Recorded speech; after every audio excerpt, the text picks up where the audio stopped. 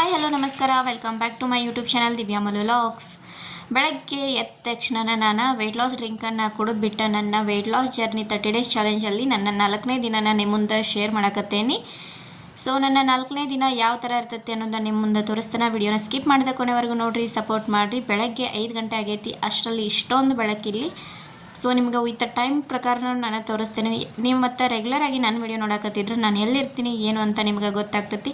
Climate ಅಂತೂ full super ಆಗೈತಿ. ಬೆಳಗ್ಗೆ ಎದ್ದ ತಕ್ಷಣ ವಾಕ್ ಮಾಡೋಕ್ಕಂತೂ ಸಖತ್ತಾಗೈತಿ. ಸೊ ಬೆಳಗ್ಗೆ ನಾವು ವಾಕಿಂಗ್ ಸ್ಟಾರ್ಟ್ ಮಾಡ್ಕೊಂಡ್ರಿ 4ನೇ ದಿನದ. ಸೊ ವಾಕಿಂಗ್ ಎಲ್ಲ ಮಾಡಿದ್ಮೇಲೆ ಸಿಗ್ತೀನಿ. ವಾಕಿಂಗ್ ಎಲ್ಲ ಮಾಡಿ ಮನೆಗೆ ಬನ್ನಿ, ಇಷ್ಟೊಂದೆಲ್ಲ ಬೆವ್ರು ಬಂದುಬಿಟ್ಟೈತಿ. ಇವಾಗ ಫುಲ್ ಬೆವ್ರು ಬಂದೈತಿ. ಬೆವ್ರೊಳಗೆ ನಮ್ಮ ಬಾಡಿ ಎಲ್ಲ ಹೀಟ್ ಆಗಿರ್ತೈತಿ. ನೀವು ಏನಾದರೂ ವಾಕ್ ಮಾಡತ್ತಿದ್ರೆ ವಾಕಿಂಗ್ ಮಾಡಿ ಬಂದ ತಕ್ಷಣ ನೀವೇನು ಮಾಡಿರಿ, ಸ್ವಲ್ಪ ಸ್ಕಿಪ್ಪಿಂಗ್ ಆಡ್ರಿ. ಅದು ನಿಮ್ಮ ಬಾಡಿಗೆ ಇನ್ನೂ ಬೆಟ್ರ್ ಅಂತಲೇ ಹೇಳ್ಬೋದು. ಯಾಕಂದರೆ ವೆಯ್ಟ್ ಲಾಸ್ ಮಾಡೋಕೆ ಜಲ್ದಿ ಈಸಿ ಆಗ್ತೈತಿ. ಯಾಕಂದ್ರೆ ವಾಕಿಂಗ್ ಎಲ್ಲ ಮಾಡಿದ್ಮೇಲೆ ನಮ್ಮ ಬಾಡಿ ಆಲ್ರೆಡಿ ಹೀಟ್ ಆಗಿರ್ತೈತಲ್ಲ, ಅದೇ ಹೀಟ್ ಒಳಗೆ ನಾವು ಮತ್ತೆ ಸ್ವಲ್ಪ ಎಕ್ಸಸೈಸ್ ಮಾಡಿದರೆ ಇನ್ನೂ ಬೆನಿಫಿಟ್. ಅದಕ್ಕೋಸ್ಕರ ನಾನು ವಾಕಿಂಗ್ ಎಲ್ಲ ಮಾಡಿ ಬಂದಮೇಲೆ ಎಕ್ಸಸೈಸ್ ಅಥವಾ ಸ್ಕಿಪ್ಪಿಂಗ್ ಮಾಡ್ಕೋಬೇಕಾಗ್ತೈತಿ. ಅದಕ್ಕೆ ನಾನು ಇವತ್ತು ಸ್ಕಿಪ್ಪಿಂಗ್ ಆಡಕತ್ತೇನೆ ರೀ. ಎಷ್ಟು ಆಗ್ತೈತಲ್ಲ ಅಷ್ಟು ನೀವು ಸ್ಕಿಪ್ಪಿಂಗ್ ಆಡೋಕ್ಕೆ ಟ್ರೈ ಮಾಡಿರಿ.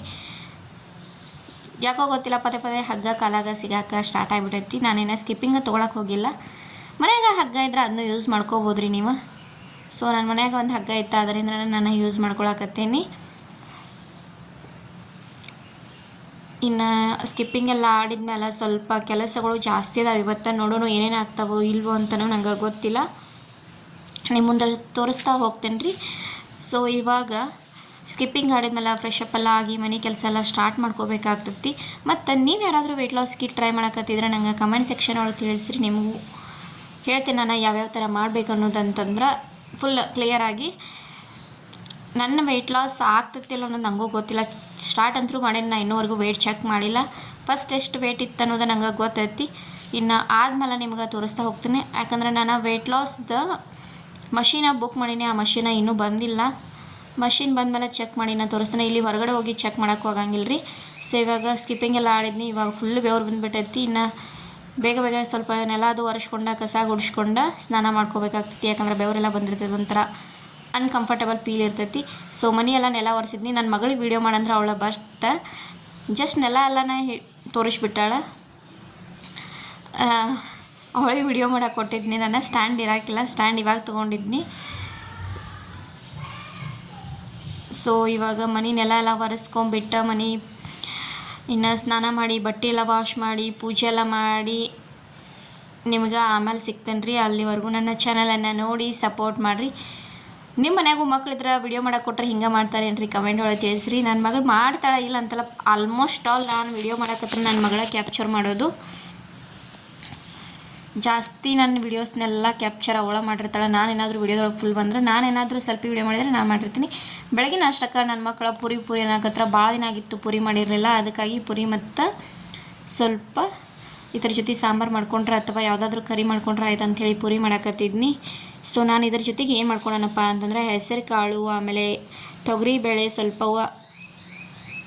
ಹೆಸರು ಬೇಳೆ ಎಲ್ಲ ಹಾಕೊಂಡ್ಬಿಟ್ಟು ಸಾಂಬಾರು ಥರ ಮಾಡ್ಕೊಂಡೇನಿ. ಪುರಿ ಯಾಕೋ ಗೊತ್ತಿಲ್ಲ ಉಬ್ಬಾತಿರ್ಲಿಲ್ಲವ.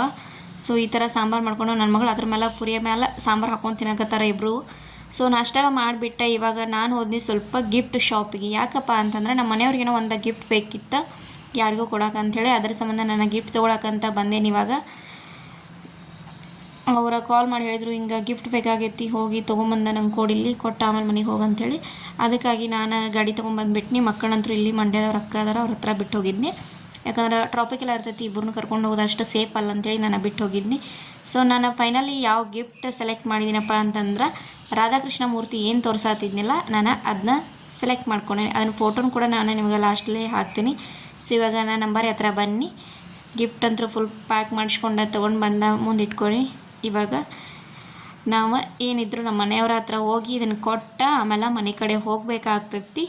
ಸೊ ಬೈಕ್ ಸ್ಟಾರ್ಟ್ ಮಾಡ್ತೀನಿ ರೀ, ಆಮೇಲೆ ಸಿಗ್ತೀನಿ ನಿಮಗೆ. ಸೊ ನಮ್ಮ ಮನೆ ಹತ್ರ ಎಲ್ಲ ಕೊಟ್ಟು ಬನ್ನಿ. ಆಮೇಲೆ ಬಂದ ತಕ್ಷಣ ನಾವು ಇಲ್ಲಿ ಮಂಡ್ಯದವ್ರ ಅಕ್ಕ ಹತ್ರ ಬಿಟ್ಟು ಹೋಗಿಲ್ಲ. ಅವರ ನಮಗೆ ಏನು ಮಾಡಿದ್ರಪ್ಪ ಅಂತಂದ್ರೆ ಉಪ್ಸಾರು ಮತ್ತು ರಾಗಿ ಮುದ್ದೆ ಕೊಟ್ಟಿದ್ದರು. ನಮ್ಮ ಮನೆಗೆ ಬಂದಮೇಲೆ ಉಪ್ಸಾರು ರಾಗಿ ಮುದ್ದೆ ತಿಂದು ಮತ್ತು ಅದ್ರ ಜೊತೆಗೆ ಸ್ವಲ್ಪ ಪಡ್ಡು ಕೂಡ ಇತ್ತು. ಪಡ್ಡು ಮಾಡಿದ್ದು ನಾವು ಇದ್ದು. ಸೊ ಮತ್ತೊಂದು ಹೊಸ ವಿಡಿಯೋಂದಿಗೆ ಸಿಗ್ತೀನಿ. ಟೇಕ್ ಕೇರ್, ಬಾಯ್.